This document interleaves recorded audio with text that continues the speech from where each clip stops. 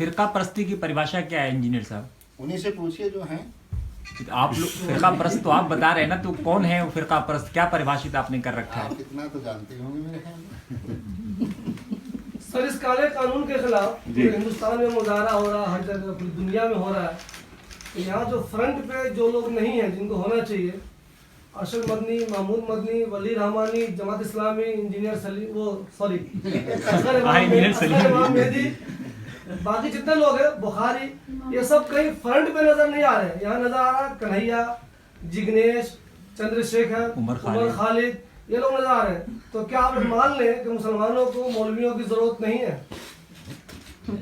ملی لیڈرشپ یا ملی قیادت کہاں ہے اس معاملے میں؟ بہرحال اب یہ تو دیکھنے کے زاویے پر ہے. اب ہم سب لوگ ہیں، آپ دیکھ رہے ہیں برابر سارے پروٹیسٹ میں ہم لوگ جا رہے ہیں. یہ بھی خوشی کی بات ہے کہ ہمارے نوجوان بھی آگے آ رہے ہیں، اس میں بھی کوئی بری بات نہیں ہے.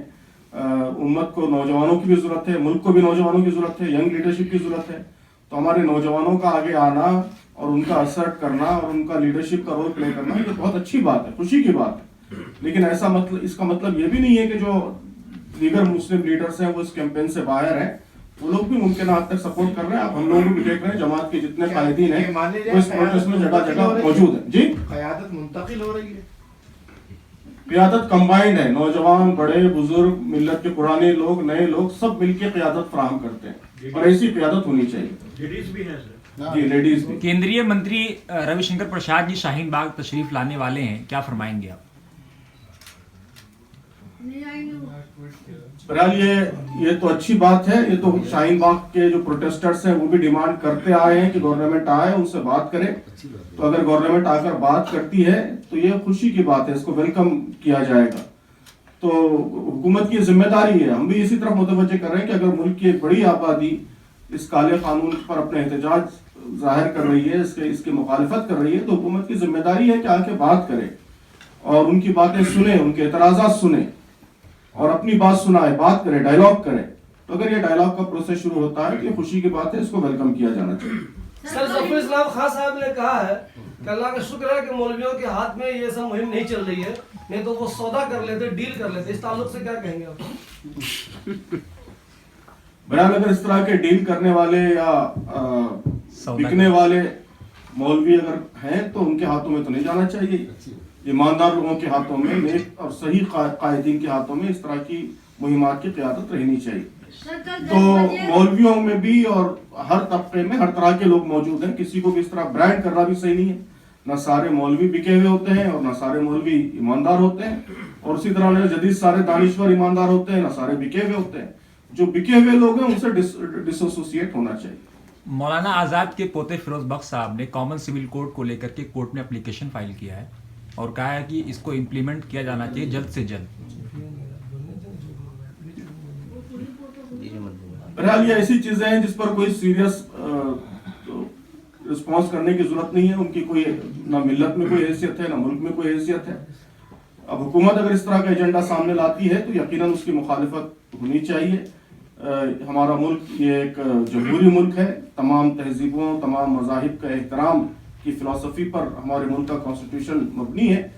اسی وجہ سے یہاں پرسنل لا کو پروٹیکٹ کیا گیا ہے، اس کو پروٹیکشن ملنا چاہیے. وہ تو شاہین باغ میں جو پہلی بار جب پروٹیسٹ شروع کیا گیا تھا تو انہوں نے ایک طرف سے روڈ بلاک کیا تھا، دوسری طرف سے تو روڈ کھلی تھی، بعد میں پولیس نے اس کو بلاک کر دیا. تو اب جو بھی سچویشن ہے ظاہر ہے کہ وہ ایک ہی راستہ نہیں ہے، راستے تو اور کئی ہیں. پروٹیسٹ اور احتجاج کا دستوری حق ہر ایک کو یہاں پر حاصل ہے، اس حق کا وہ لوگ استعمال کر رہے ہیں. تو حکومت کی ذمہ داری ہے کہ بات چیت کرے، ڈائیلاگ کرے، ان کو مطمئن کرے اور اس احتجاج کو ختم کرائے.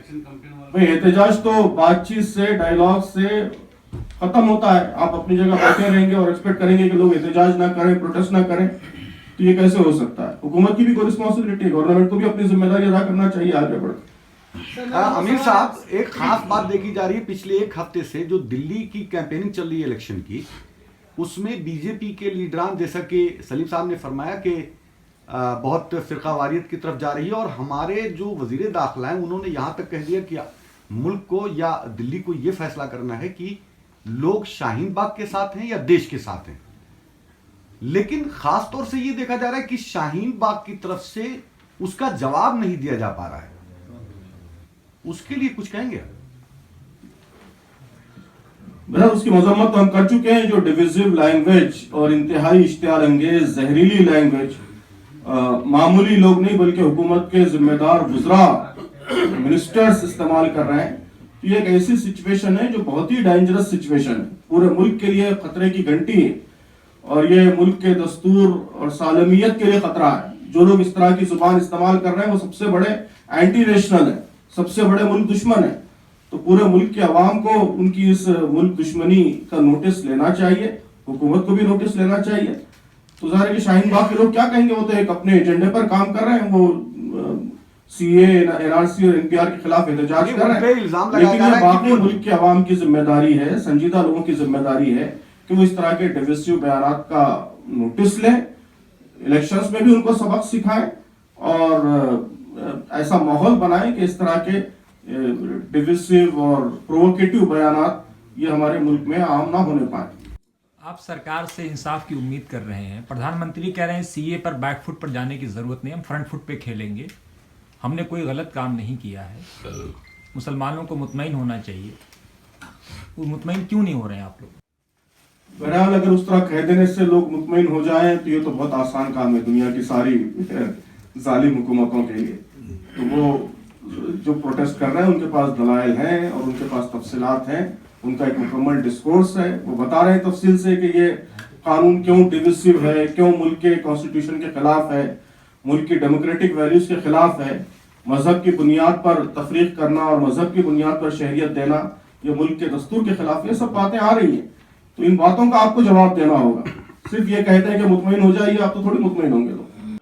دھرم کی بنیاد پر ڈفرینشیشن کرتا ہے اور یہ کہتا ہے کہ اگر فلاں ریلیجن سے آپ بلانگ کرتے ہیں تو آپ کو سٹیزن شپ دی جائے گی اور فلاں ریلیجن کو بلانگ کرتے ہیں تو نہیں دی جائے گی. تو اس طرح ریلیجن کی بنیاد پر ڈسکریمنیشن یہ ہمارے کانسٹیٹیوشن کے خلاف ہے اور ملک کے بیسک اسٹرکچر، کانسٹیٹیوشن کے بیسک اسٹرکچر کے خلاف ہے، اس لیے اس کی مخالفت کرتے ہیں. اور دوسری بات یہ ہے کہ سی اے صرف اکیلا نہیں ہے بلکہ C A, N R C, N P R, یہ تینوں مل کے جو پیکیج بنتا ہے وہ بہت نقصان دہ ہے، وہ بہت ڈینجرس کمبینیشن ہے. اس کے نتیجے میں سٹیزن شپ کو ایک پورا ریلیجس پروجیکٹ بنا دیا گیا ہے اور یہ اندیشہ ہو گیا ہے کہ ملک کے بہت سے پسماندہ طبقات، محروم طبقات جن کے پاس پراپر ڈاکیومنٹس نہیں ہیں وہ شہریت سے محروم کر دیے جائیں. تو اب جو مسلمان نہیں ہیں ان کو سی اے کے روپ سے مل جائے گی سٹیزن شپ، اور جو مسلمان ہیں ان کو نہیں ملے گی. تو اس طرح یہ شہریت سے محروم کرنے کا ایک پلاٹ ہے.